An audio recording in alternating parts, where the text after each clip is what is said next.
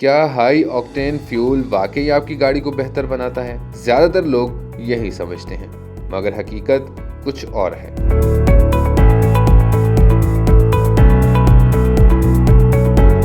पाक व्हील्स के सरबराह सुनील मंच कहते हैं, हाई ऑक्टेन सिर्फ उन गाड़ियों के लिए फायदेमंद है जिनके इंजन हाई कंप्रेशन या टर्बो होते हैं। आम गाड़ियों के लिए ये सिर्फ इजाफी खर्च है, फायदा कोई खास नहीं।